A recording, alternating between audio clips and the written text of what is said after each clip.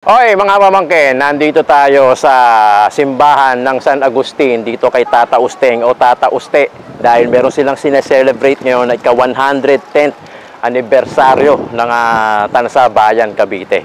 Hindi ito yung piyesta kasi yung piyesta nila ginagawa nila yun August 27 to 28 pero yung gaganapin sa Feb 28 kaya wala nang pasok ngayong buwan na to 2024 ngayong taon anibersaryo nila, ika-110th anniversary ng Tansa Bayan, Cavite. I-cover natin yung mga street foods at alamin natin yung mga istorya kasi may nakita ako parang hotdog, may siomai karton at saka may mga pancake. So bigyan din natin ng pagkakataon na ma-introduce at makilala itong ganitong klaseng mga street foods dito sa vicinity ng San Agustin Church. Ito yung kay Tata Usteng o Tata Uste, Tansa, Cavite. Samahan nyo ko mga pamangkin, hanapin, tuklasin ang mga pambihirang pagkain. Siyempre dito lang sa Tito ng Ina Mo.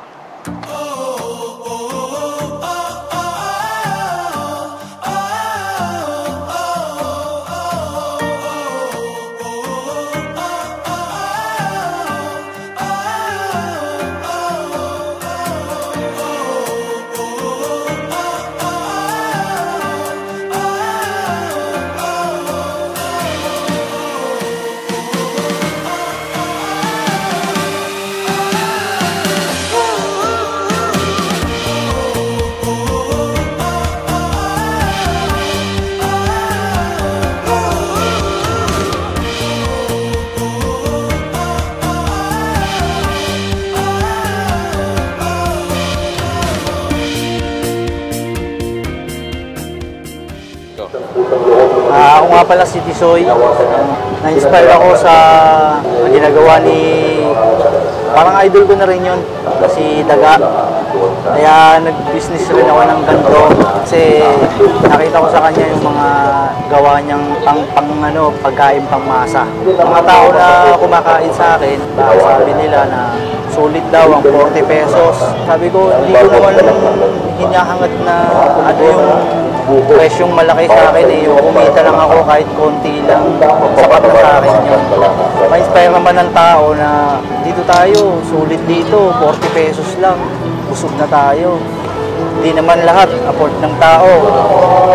Siyempre, doon tayo sa mura.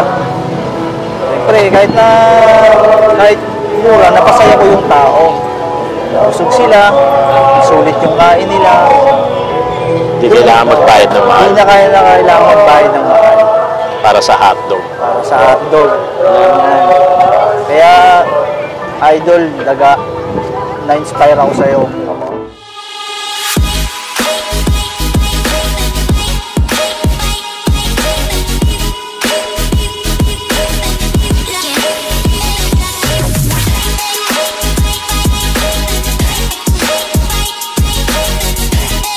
Boss, magkano tong siomai mo?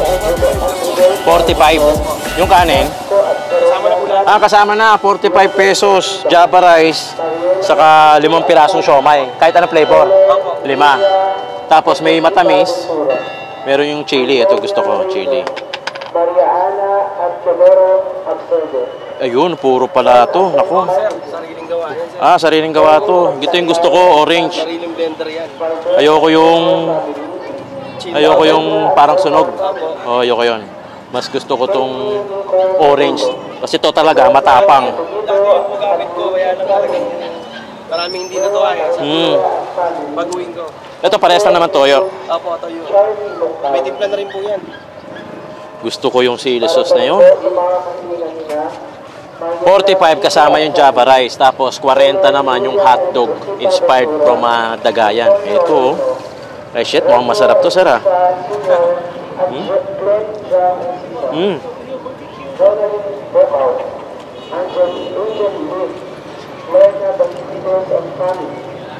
Manalo. Nakakailang siomai ka? Sa ano po, sir, sa ito, siguro mga 16 na pa. 16 na dalpak. Kasi mamaya po, after nito, Yang?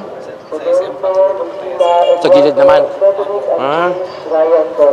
After Total po ng last month nito, pang 8:30. Hahabol ka na ron. Yung mga uwian naman doon. Opo, hanggang 11 p.m. na po yun. Panalo, oh. Sarap. Siomay. Ikaw, araw-araw. Po? Araw-araw din. Opo. Sulit. Panalo. Ano palamig mo dyan? Po? Pineapple? Meron po. Sige. Sulit ito mga pamangkin. Mga street food dito sa Tansa. Bayan. Minsan yung mga ganito klaseng pagkain, ito talaga yung mga ano eh. Yung mga talagang hindi mo mapipigilan. Thank you.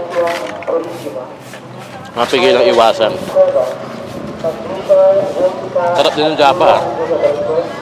Sarap. Solid. Ayoko na ubusin. Manalo.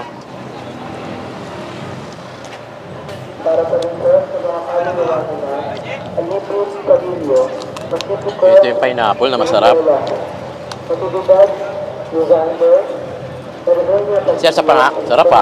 Malasa yung pineapple niya. Tapos ito naman, yung 40 pesos na hotdog. Pwedeng chicken flavor at saka yung regular na hotdog. Pero mga malalaki sizes nito, jumbo.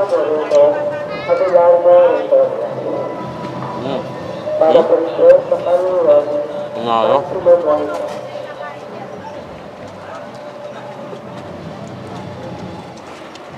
Sulit pa rin yung mga street food. Wala talagang tatalo.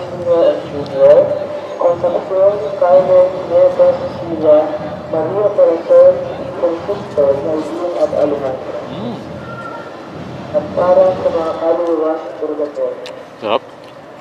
Sulit.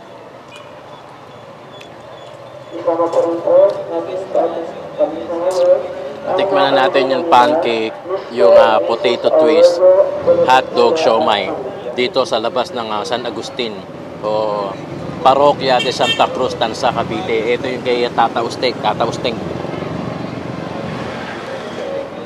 Ilang paalaala po, ilang sa Sulit. ng damdanan sa Agustin, Parokya ng Santa Cruz.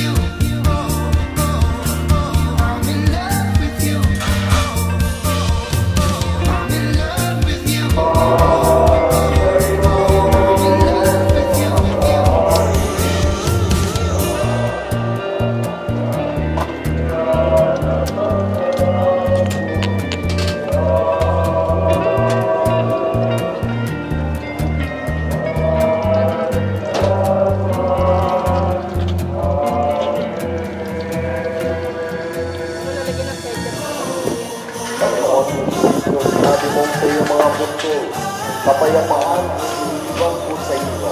Ang ating kapayapaan ang ibinibigay po sa inyo. Tumayan mo ang aming pananampalataya at huwag ang aming mga pagkakasama. Tikman na natin. 20 isa, no? Itong potato twist. Yun, no? 20 pesos. Potato twist. Cheese. Tatlong flavor, ha? Cheese, barbecue, sardine.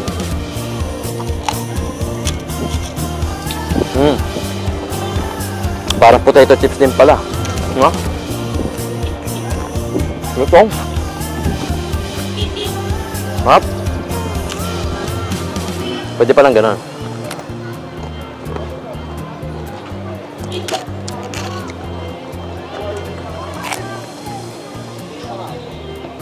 Yun nga lang, sinis na potato, siyempre mabigat sa ano, mabigat sa tiyan.